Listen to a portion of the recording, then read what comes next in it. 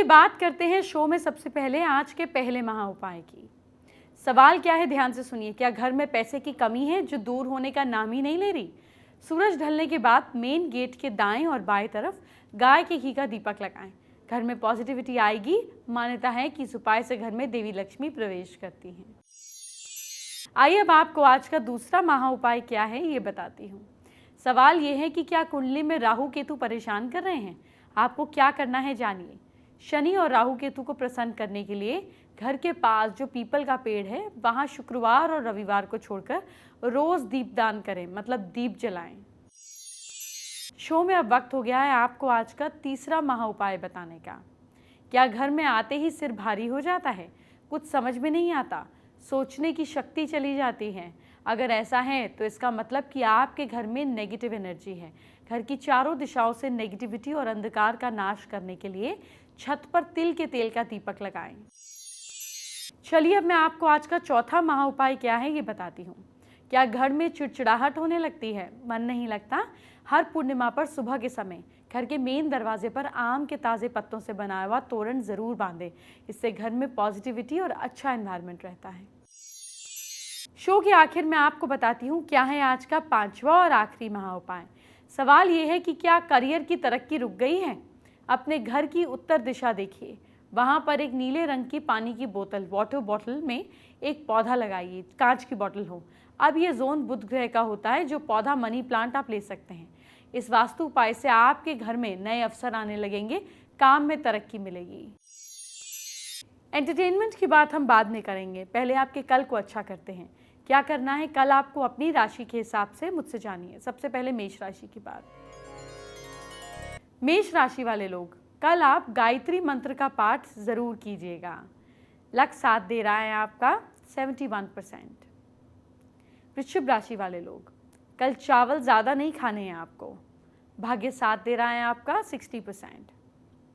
मिथुन राशि वाले लोग, गाय की खूब सेवा करें आप। किस्मत साथ दे रही है आपका 75%।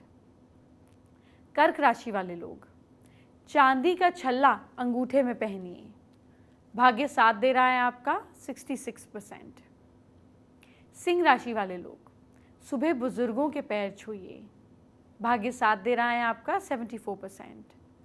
कन्या राशि वाले लोग, शिवजी पार्वती जी की पूजा कीजिए। भाग्य साथ दे रहा है आपका 79%। तुला राशि वाले लोग, आप लोग हो सके तो कल गणेश जी की पूजा करें। भाग्य साथ दे रहा है आपका 75%। वृश्चिक राशि वाले लोग, नशे से दूर रहिए आप। किस्मत साथ दे रही है आपका 50%। धनु राशि वाले लोग, कल के दिन घर के मंदिर में पीले फूल चढ़ाइए। भाग्य साथ दे रहा है आपका 65%। मकर राशि वाले लोग, हेल्थ सेंसिटिव रहेगी, कल बाहर का खाना ना खाएं। लक साथ दे रहा है आपका 59%।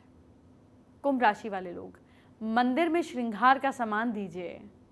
भाग्य साथ दे रहा है आपका 65%। मीन राशि वाले लोग, गरीबों को कंबल दान कीजिए आप। किस्मत साथ दे रही है आपका 77%। फेसबुक पर अंजलि ठाकुर ने हमारे साथ में अपनी प्रॉब्लम शेयर की है। देखिए, अंजलि और उनकी मदर इन लॉ के बीच में बहुत ज़्यादा टेंशन हो रही है, जिससे वो परेशान हैं और उपाय जानना चाहती हैं। मदर इन लॉ तंग कर रही हैं तो आप एक काम करें, चांदी की थाली में रोज़ खाना खाइए, या कुछ नहीं तो चांदी के चम्मच को यूज़ कीजिए और मदर इन लॉ के हर दिन पैर छुआ करें, पैर के अंगूठे के। ये झगड़े खत्म होंगे। आज मैं आपको कुंभ की खास टिप दूंगी, एस्ट्रो टिप नहीं, कुंभ की खास टिप आपके पुण्य बढ़ाने के लिए। जानिए क्या है वो। एक मटकी ले लीजिए मिट्टी की, उसके अंदर गंगा जल भर के रात भर के लिए रख दीजिए। इस गंगा जल से पहले आधे गंगा जल से अपने भगवान को स्नान कराएं और फिर जो गंगा जल इकट्ठा होगा परात में, वो लेकर नॉर्मल मटकी में वापस मिला दीजिए। इसमें घर को आप अगर इस घर को इससे पूरे घर में जल को छिड़केंगे गायत्री मंत्र का जाप करते हुए या सूर्य मंत्रों का जाप करते हुए, तो आपके घर में नेगेटिविटी खत्म होगी। कुंभ आरंभ हो गए हैं। कुंभ में पहला शाही स्नान भी हो गया है, लेकिन क्या आपको पता है कि ये कुंभ आपके महाकल्याण को कैसे करेगा? आपको कुंभ के बारे में बहुत कुछ बताया गया है, आपने भी बहुत कुछ पढ़ा और देखा, लेकिन आपके फायदे की जानकारी क्या है आपको किससे फायदा होगा वो आपको मैं बताऊंगी, तो ध्यान से सुनिए। आज आपको कुंभ से जुड़ी हर छोटी बड़ी जानकारी दूंगी। कुंभ का इतिहास क्या है, उससे जुड़ी मान्यता क्या है, ये सब आज आपको पता चलेगा। साथ ही कुंभ के उपाय भी जानेंगे। अगर आप कुंभ पर स्नान के लिए नहीं जा पा रहे हैं तो घर पर ही स्नान करके कुंभ जैसा पुण्य कैसे मिल सकता है वो जानेंगे। साथ ही नए साल के वास्तु की बात भी होगी। नए साल में आपको कैसा वास्तु अपनाना है वो भी जानेंगे। अब कुंभ से जुड़ी कुछ विशेष जानकारी आपको बता देते हैं। आपको ये अच्छे से पता होना चाहिए कि कुंभ आखिर होता क्या है, इसीलिए कुंभ से जुड़ी हर जानकारी आपको मैं दूंगी। आइए शुरुआत करते हैं। कुंभ होता क्या है? कलश को कुंभ कहा जाता है। कुंभ का अर्थ होता है घड़ा। इस पर्व का संबंध समुद्र मंथन के दौरान अंत में निकले अमृत कलश से जुड़ा है। देवता असुर जब अमृत कलश को एक दूसरे से छीन रहे थे, उनकी कुछ बूंदें छीनते समय धरती के 3 नदियों में जा गिरी। वहाँ जब ये बूंदें गिरी तो उस स्थान पर तब कुंभ का आयोजन होता है। इन 3 नदियों के नाम हैं गंगा, गोदावरी और क्षिप्रा। अर्ध कुंभ क्या होता है? अर्ध का मतलब होता है आधा। हरिद्वार और प्रयाग में 2 कुंभ पर्वों में 6-6 वर्ष के अंतर में अर्ध कुंभ का आयोजन होता है। पौराणिक ग्रंथों में भी कुंभ और अर्ध कुंभ के आयोजन को लेकर कई बातें कही गई हैं। कुंभ पर्व हर 3 साल के अंतर पर हरिद्वार में शुरू होता है। हरिद्वार के बाद कुंभ प्रयाग, नासिक और उज्जैन में मनाया जाता है। प्रयाग और हरिद्वार में मनाए जाने वाले कुंभ पर्व में प्रयाग और नासिक में मनाए जाने वाले कुंभ पर्व के बीच में 3 सालों का अंतर होता है। यहाँ माघ मेला संगम होने पर एक वार्षिक समारोह है। अब सिंहस्थ क्या होता है? सिंहस्थ का संबंध सिंह राशि से है। सिंह राशि में बृहस्पति और मेष राशि में सूर्य का प्रवेश होने पर उज्जैन में कुंभ का आयोजन होता है। इसके अलावा सिंह राशि में बृहस्पति के प्रवेश होने पर कुंभ पर्व का आयोजन गोदावरी के तट पर नासिक में होता है। इसे महाकुंभ भी कहते हैं क्योंकि ये योग 12 वर्ष के बाद आता है। इस कुंभ के कारण ये धारणा प्रचलित हुई कि कुंभ मेले का आयोजन हर 12 वर्ष में होता है, जबकि ये सही नहीं है। अब जानिए कौन सा कुंभ और कब कब लगता है। कुंभ सबसे बड़ा मेला है। कुंभ 12 वर्षों के अंतर में लगता है और 6 वर्षों के अंतर में अर्ध कुंभ के नाम से मेले का आयोजन होता है। इस समय प्रयाग में अर्ध कुंभ मेले का आयोजन हो रहा है। इसके बाद साल 2022 में हरिद्वार में कुंभ मेला होगा। साल 2025 में फिर से इलाहाबाद में कुंभ का आयोजन होगा और साल 2027 में नासिक में कुंभ मेला लगेगा। शास्त्रों के अनुसार 4 विशेष स्थान हैं जिन स्थानों पर कुंभ मेले का आयोजन होता है। जैसे प्रयाग में कुंभ का आयोजन हो रहा है, तो फिर इसके बाद अब 3 वर्ष बाद हरिद्वार, फिर अगले 3 वर्ष बाद उज्जैन और फिर अगले 3 वर्ष बाद नासिक में कुंभ का आयोजन होगा। उसके 3 वर्ष बाद फिर से प्रयाग में कुंभ का आयोजन होगा। उज्जैन के कुंभ को सिंहस्थ कहा जाता है। अब आपको कुंभ में स्नान का लाभ बताने वाली हूँ और ये भी बताऊंगी कि अगर आप कुंभ में नहीं जा पा रहे हैं तो घर पर कैसे स्नान करें कि कुंभ का फल मिल जाए। कुंभ में स्नान करने से पुण्य मिलता है, मनुष्य के पापों का प्रायश्चित होता है, इंसान की जीवन में दिक्कतों का अंत होता है, कुंडली के दोष खत्म हो जाते हैं। वृश्चिक, सिंह और वृश्चिक और कुंभ राशि वालों के लिए विशेष लाभ होता है। कुंभ स्नान के लिए नहीं जा सकते तो ये करें उपाय। इस हालात में किसी पवित्र नदी या सरोवर में स्नान करें या जल को अपने नहाने के पानी में मिला लें, जैसे गंगा जल मिला लें। पहले जल को सिर पर लगाकर प्रणाम करें, फिर नहाना शुरू करें। नहाने के बाद जल में काले तिल डालकर स्नान करें। साफ कपड़े पहनें, फिर मंत्रों का जाप करें। मंत्र जाप के बाद दान करें। कुंभ का सबसे खास हिस्सा होता है शाही स्नान। जी हाँ, ये जो क्या होता है और कैसे होता है, इसका इतिहास क्या है, आइए आपको पूरी बात बताती हूँ। शाही स्नान होता क्या है? इसमें अलग अलग अखाड़ों से ताल्लुक़ रखने वाले साधु संत सोने चांदी की पालकियाँ हाथी घोड़े पर बैठकर स्नान के लिए पहुँचते हैं। सब अपनी शक्ति और वैभव का प्रदर्शन करते हैं। इसे राजयोग स्नान भी कहा जाता है। इसमें साधु और उनको मानने वाले पवित्र नदी में वक्त पर डुबकी लगाते हैं। तय वक्त पर माना जाता है कि शुभ मुहूर्त में डुबकी लगाने से अमरता का वरदान मिलता है, मतलब प्रॉब्लम्स दूर होती हैं। यही वजह है कि ये कुंभ मेले का अहम हिस्सा है और सुर्खियों में रहता है। शाही स्नान के बाद ही आम लोगों को नदी में डुबकी लगाने की इजाज़त होती है। ये स्नान तय दिन पर सुबह 4 बजे से शुरू हो जाता है। इस वक्त में पहले से ही अखाड़ों के साथ संतों का जमावट घाट पर हो जाता है। वो अपने हाथों में पारंपरिक अस्त्र शस्त्र लिए होते हैं, शरीर पर विभूति होती है और वो लगातार नारे लगा रहे होते हैं। मुहूर्त में साधु अपने कपड़ों में या फिर निर्वस्त्र होकर डुबकी लगाते हैं। इसके बाद ही आम जनता को स्नान की इजाज़त मिलती है। कुंभ कितना पुराना है, कब से हो रहा है और इसकी क्या मान्यताएं हैं, आइए जानते हैं। कुंभ मेले का इतिहास कम से कम नहीं तो 850 साल पुराना है। माना जाता है कि आदि शंकराचार्य ने इसकी शुरुआत की थी, लेकिन कुछ कथाओं के अनुसार कुंभ की शुरुआत समुद्र मंथन के आदिकाल से ही हो गई थी। मंथन से निकलना अमृत का कलश हरिद्वार, इलाहाबाद, उज्जैन और नासिक में स्थानों पर जाकर गिरा था। इसीलिए इन चारों स्थानों पर ही कुंभ मेला हर 3 बरस बाद लगता है। 12 साल बाद ये मेला अपने पहले स्थान पर वापस पहुंचता है, जबकि कुछ दस्तावेज बताते हैं कि कुंभ मेला 525 बीसी में शुरू हुआ था। कुंभ मेले के आयोजन को लेकर अलग अलग बातें हैं। कहा जाता है कि पौराणिक काल से कुंभ और अर्धकुंभ स्नान से आज जैसी व्यवस्था नहीं होती थी। कुछ विद्वान गुप्त काल में कुंभ की व्यवस्था के साथ होने की बात करते थे। प्रमाण के मुताबिक सम्राट शिलादित्य हर्षवर्धन के समय से इस तरह कुंभ हो रहा है। बाद में जगत गुरु शंकराचार्य और उनके शिष्य सुरवेशाचार्य ने 10 नामी सन्यासी अखाड़ों के लिए संगम तट पर स्नान की व्यवस्था की।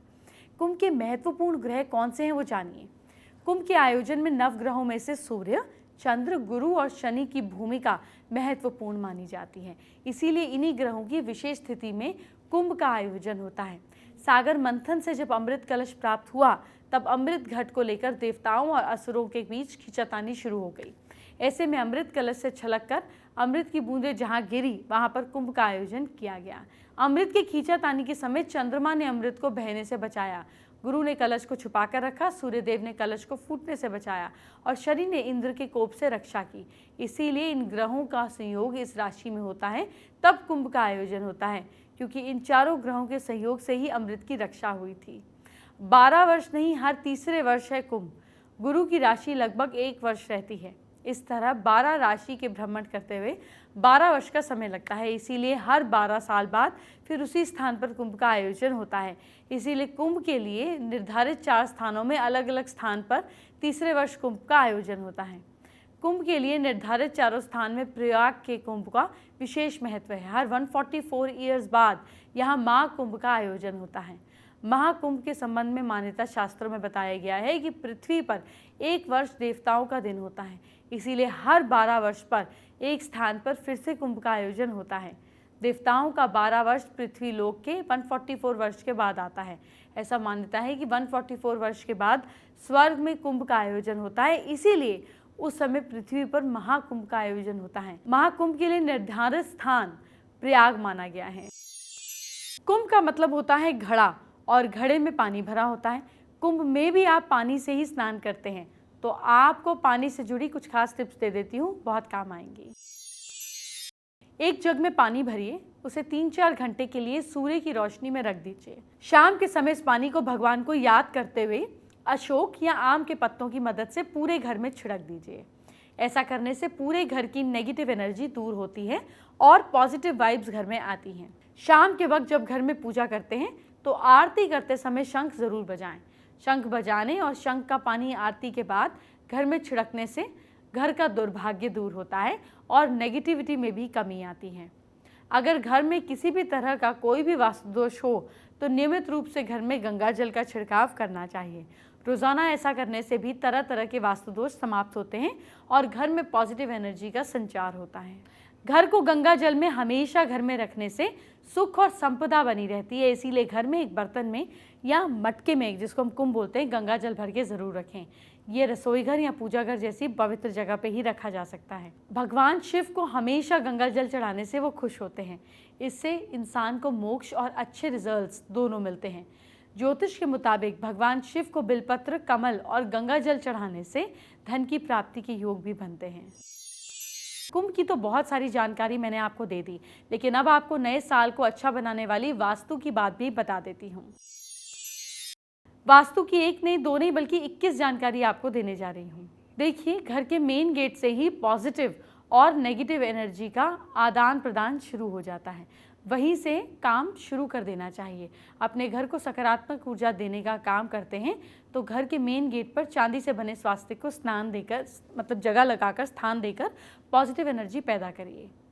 धन के देवता कुबेर को घर में नॉर्थ डायरेक्शन में रखें, इससे उत्तर दिशा को सजा कर रखें। खाते में असंतुलन या धोखाधड़ी, विदेश यात्रा में देरी या जाना रद्द होना, पढ़ाई में असफलता से जूझ रहे हैं तो वास्तु के हिसाब से नॉर्थ डायरेक्शन को मजबूत बनाएं।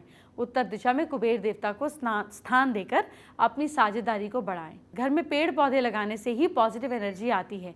ये ईस्ट डायरेक्शन के दोषों को हटाकर संतुलन बनाने का काम करता है। घर में उत्तर पूर्व से कूड़ा करकट को फेंककर, पुराने सड़े गले कपड़ों को, दूसरी चीज़ों को हटाकर 6 महीने या ज़्यादा समय के लिए रखे बेकार सामान का इस्तेमाल किए बिना इलेक्ट्रॉनिक आइटम से बाहर फेर करें। ग्रह कलेश से दूर होंगे, इससे मुक्ति पाकर आपको पॉजिटिव एनर्जी मिलेगी। लोहे की छड़ आदि सामान को कभी भी छत पर ना रखें, घर में खुशहाली का माहौल बना रहेगा। घर में ऐसे चित्र जो वीरान, लड़ाई झगड़े के हों, पतझड़ के हों, नेगेटिव बातों को दिखाते हों, उन्हें इस दिशा में ना लगाएं। पढ़ाई करते हुए पीठ खिड़की की ओर नहीं होनी चाहिए, बल्कि पीठ के पीछे दीवार होनी चाहिए, तो लगातार काम करने की ऊर्जा बनी रहेगी। जल से जुड़े हुए चित्रों को सोने के कमरे में ना लगाएं। पूजा स्थल में डिसीज लोग, जो रिश्तेदार नहीं है, उनकी फोटो ना लगाएं। उनकी डायरेक्शन साउथ वेस्ट की दीवार है। दक्षिण पश्चिम में शीशा नहीं लगाना चाहिए, इससे बनते काम में देरी आती है। घर की दक्षिण दिशा में जल तत्व या नीला रंग नहीं होना चाहिए। ऐसा करने से बहुत ही दिक्कतें आपको सामना इसका करना पड़ सकता है, बल्कि दक्षिण दिशा में आप रेड कलर का इस्तेमाल कर सकते हैं। दक्षिण दिशा मंगल ग्रह की होती है। दक्षिण दिशा का सेनापति कहा जाता है मंगल ग्रह को। मंगल की दक्षिण दिशा स्वामी है। इसमें किसी भी प्रकार का दोष होगा तो कानूनी कठिनाई का सामना करना पड़ेगा। दक्षिण दिशा में रसोई घर सफ़ेद रंग का कराने से वास्तु दोष दूर होता है।